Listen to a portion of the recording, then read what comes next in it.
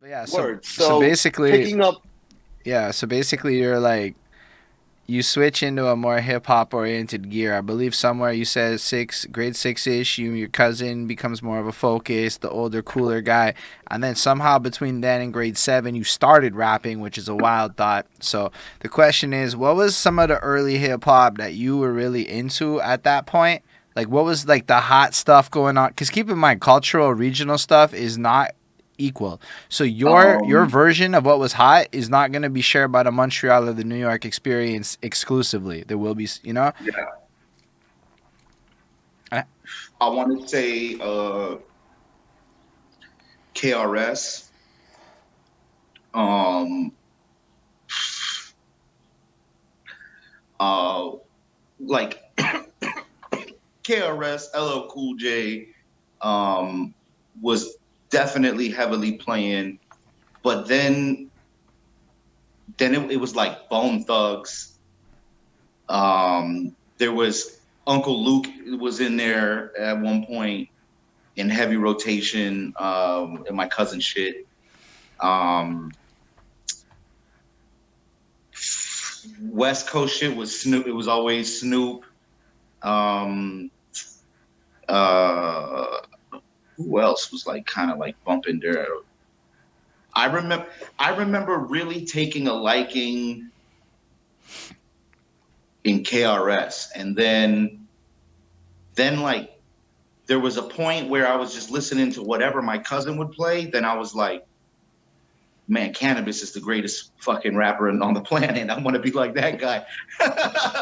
Like Word. Busta Rhymes, MOP, Annie Up was like, holy shit. Like that's Yeah, my yeah, sports yeah. song. That's the song that came out. You wanted to fight somebody, and now I'm like hyped up, fucking mopping the floor in my house. boom, choice music. um, I dug a lot of hieroglyphics. Freestyle Fellowship was dope. Like Micah Nine was amazing. Bus Driver, like those dudes were sick. I remember when Aesop Rock dropped, I was like super into the underground shit. Then you know when Raucous Records and all like that was, I listened to all those dudes. Lyricist Lounge, all of that shit. Um, but yeah, I'm pretty sure it was the multi-syllable shit was Cool G Rap. Word. Yeah. Then Rock Him with the punchlines. I was like damn man, and like Rock Him begat Cannabis. You know what I'm saying? Yeah. Like Absolutely. Absolutely. that's where that connection is at. So that's kind of like the lineage of my style travels down through there. Like it's I get hella aggressive like a Buster Rhymes would. Um, but like I do a lot of the pattern type of shit. Percy P. Um, but that was when I was looking at on my own shit. When it was my cousin, he was listening to a lot of like South shit, but then like a lot of just like regular shit that was playing around that time. A lot of South shit, like like what? like Uncle Luke. Yeah. Um, Okay. like Also like man, I like that's the thing is like when I wasn't really into that whenever he was He listening was to it. playing it. Word. mm, Yeah, it Word. was just like all right, It and didn't. nothing. It didn't perk up your interest. You treated it the way I treated the salsa and merengue that my mother would be playing. Like, oh my god, fucking this shit. You know what I mean? I could see how that Like if you were interested in KRS One, that maybe some of the Uncle Luke stuff might not be as appealing to you. right. Yeah, They feel like because I kind was of like, oh man, opposites. yeah, I was like, this motherfucker's live, like he's fucking hype, like oh shit, like, and I'm a little Word. kid listening to motherfuckers rap about sex, and I'm just like, what? Ew, you know what I Yeah. mean? Yeah. Like Mm. where I'm Yeah. hearing this motherfucker like, yo, I'm the man, like, oh shit, I want to be the man, you know what I mean? Like Yo, that's that Right. is a a pretty really connected. interesting perspective, and I say that because like, how often do people actually point out, "Yo, I was young. Fuck those sex bars." Like that. That's I don't think Yeah. I've actually heard somebody say that in all the shows we've done. Yeah, I Yeah. mean, it Nah. I just mean, connected with me at the time. Nah, but like, so like, at what point then did you decide I'm gonna become a rapper? Like, you're getting exposed to all this stuff, and then you said by like grade 7 you're rapping. So how did it be that you started to like rap? It was in probably in 8th grade. It happened very quick. No, it wasn't I was in 8th grade. I was in 7th grade. Right. And the older kids, the 8th graders were rapping in a cypher. And I went over to like try to jump in. I thought it was cool as fuck. So I tried to like rap, and I don't know what it was that I tried to do to this day. I don't remember, but all I remember is the older kid in front of me across the cypher, like totally shut me down and clown me. Be like, man, that shit is fucking horrible. Like, get the fuck out of here, you know? And so he's like an 8th grader saying this, get the fuck out of here. I'm like, it wasn't Big Pun is also like, he's at the top for me. But I could see those influences. yeah. We were talking ahead, like before we jump in here, we were on Holden's Twitch stream, and we were playing your music and playing some of your battles, and we were just talking generally, and I was telling him that I was like, yo, you know what? I think that I'm gonna add this to our arsenal of like things that we ask, which is just like, where do you think, you know, your style when you know what I mean? Because we all like Old Dirty Bastard was the only one that was Old Dirty Bastard because there was no father to his style. You know what I mean? The rest of us all have a lineage that we can go back to. You know what I mean? And that it comes from. It might not be the exact photocopy of that artist, but there's a lineage that your rhyme style will come from if you're a traditional MC, you know, in you know, the respects of like flows and patterns and styles and shit. And I love how the Madd Illz just answered the question before anybody could ask him that question. He just ran it. Word, big just facts. All facts. of it. He Just volunteered the ran information. Like, this is the history, bro. You need to know it. Yeah, big facts. Big facts. So you like consummate professional. So you like went into the cipher. It did not go well, is my understanding, and then this motivated you to pursue to pursue it more seriously, or was it like the opposite effect? Yeah, no, it pissed me off. I was all I could think about was that kid. It pissed me the fuck off.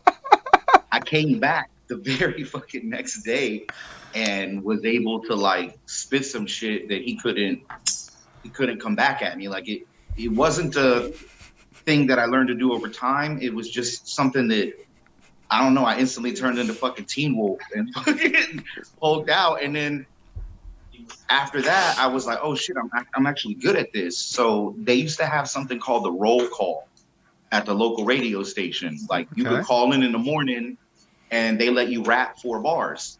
They'll be like, hey, you know, where you from, who you are, blah, blah, blah. You know, they'll do this little setup on a beat, and then they let people who call in rap.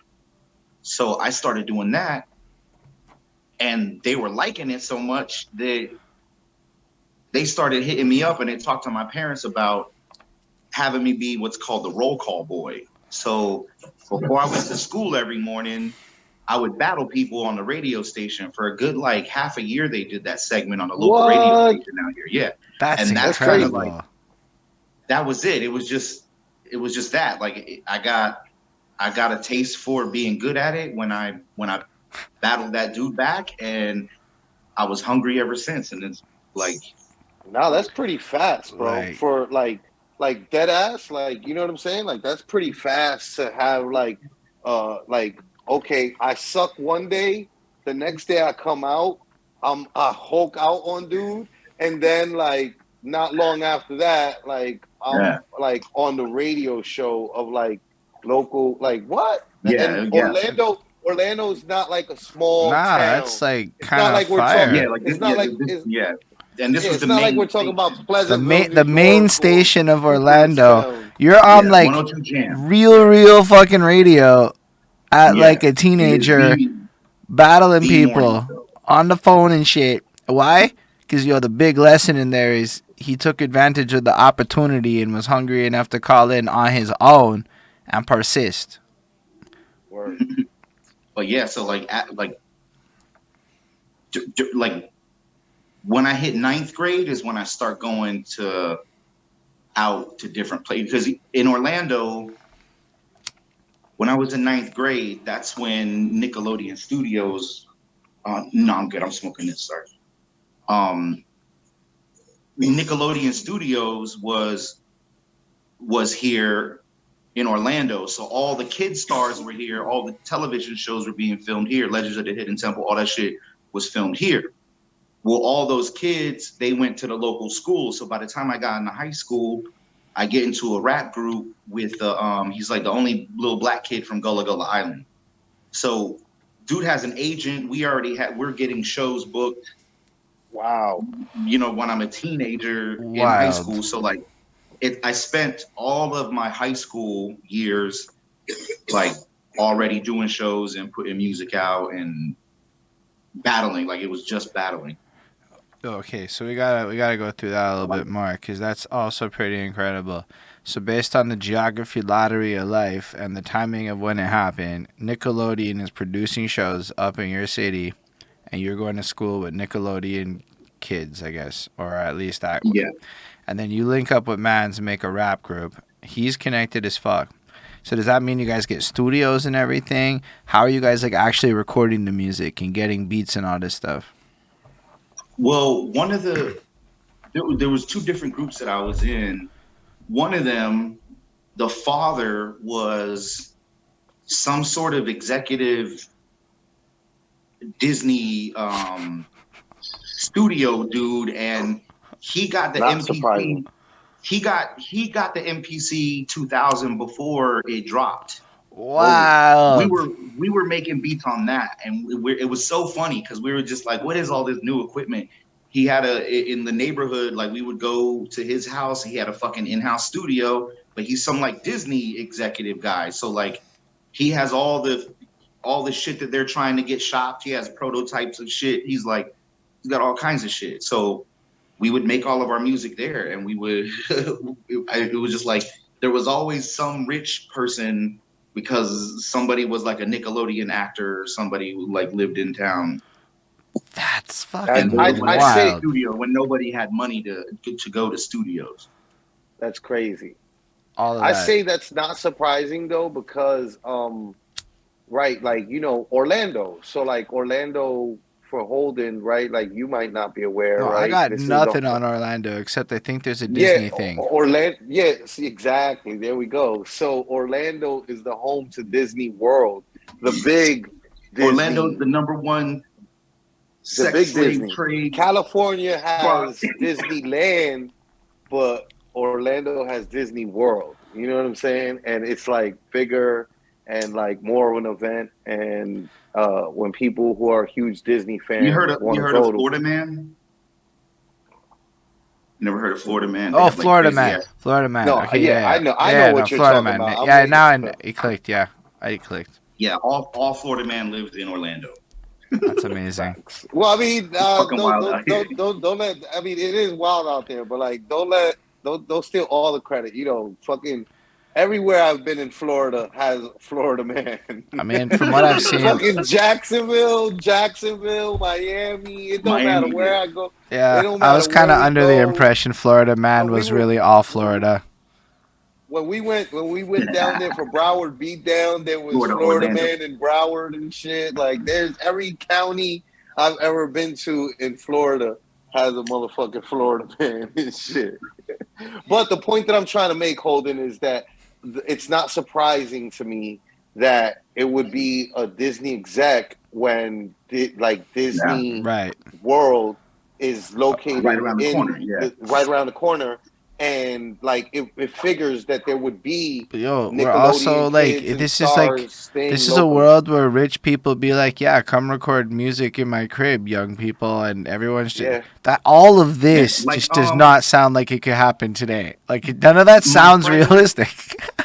yeah, like when I was in ninth grade, I also started hanging out with Julian Williams. Julian Williams is the owner of Fusion XL.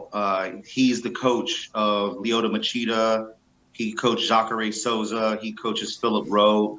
He's a UFC coach. I was gonna say to Yeah, Holden, he's talking his about mixed dad martial arts, UFC. his dad is a Hall of Famer footballer, Reggie Williams. So he lived across the street from Islesworth. It's like the spot where like all the celebrities have their houses. We would go over to his house and he would have a setup, like there was always some like rich kid's father, you know what I'm saying, that got them the dope equipment that like not even adults were getting, because like you had to go to a studio and you were, this was like my first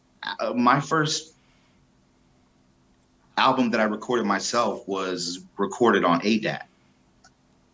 I don't know DAT what the tapes. ADAT is. It's DAT tapes. It's like it wasn't like a digital. It was converted to digital. Okay. Like you used to be able to, you'd get like you'd be able to get like when we were recording cassettes. So like you would get a 4-track or a 6-track recorder that you would assign. One was for the fucking audio. You would record that shit live. The other one was designated for the beat, and if you wanted someone else on it, you'd have to like designate that channel just for that. Nothing was like, it wasn't digital. Like you had to go to these Right. super expensive fucking studios at that time.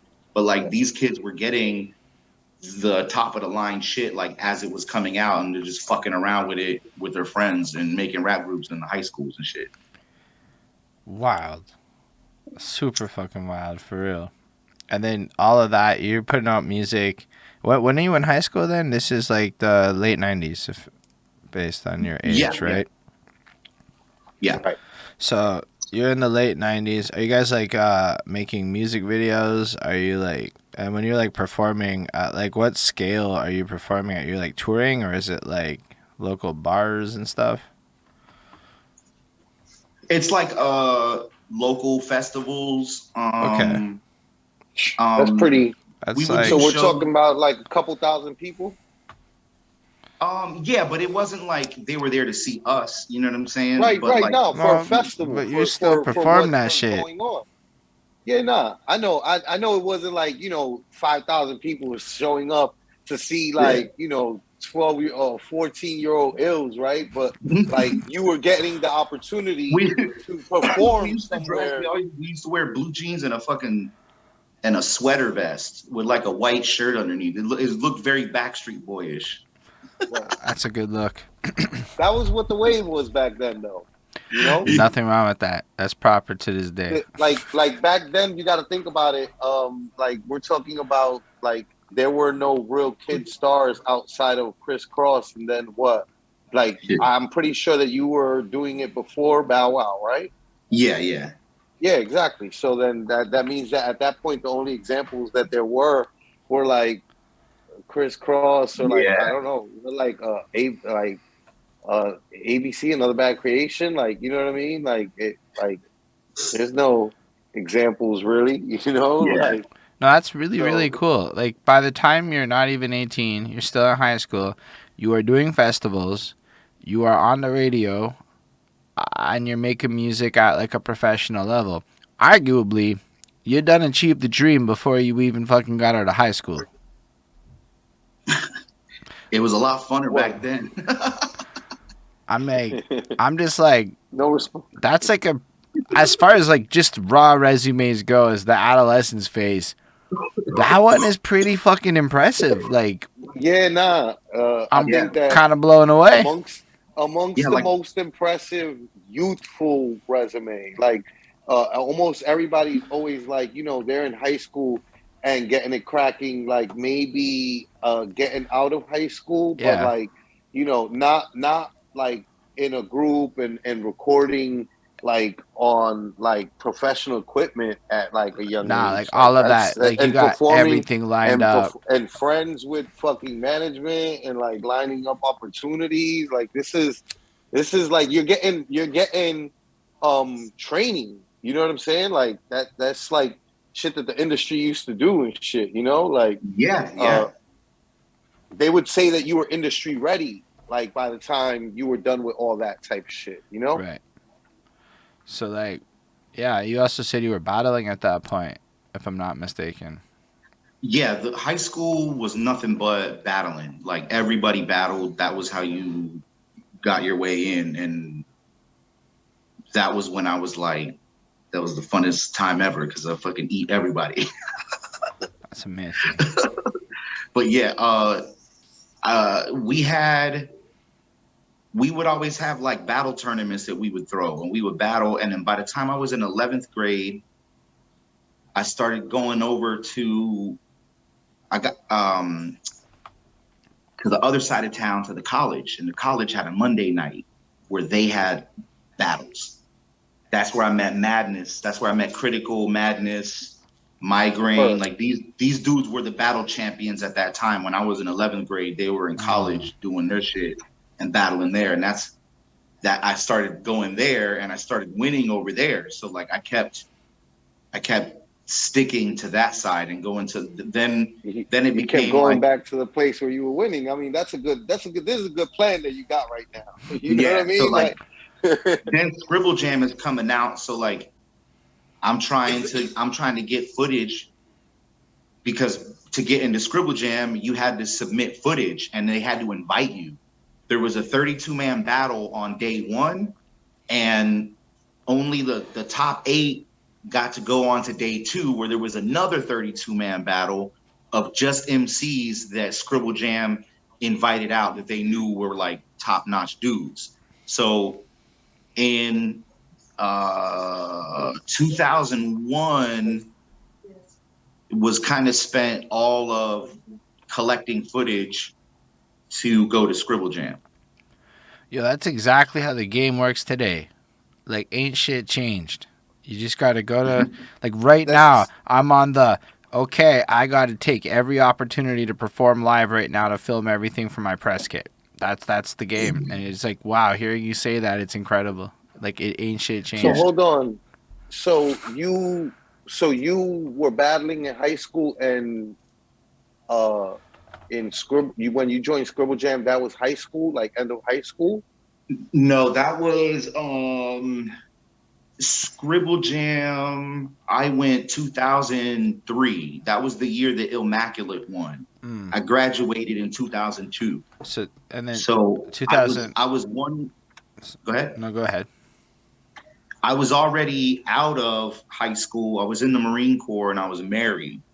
And during that time, I went up to Scribble Jam and I battled at Scribble Jam from 2003 to 2010 when they had the last one, or 8 or something like that. I think I only missed one Scribble Jam, but I made it to the main stage, the top 4 or 8 every year.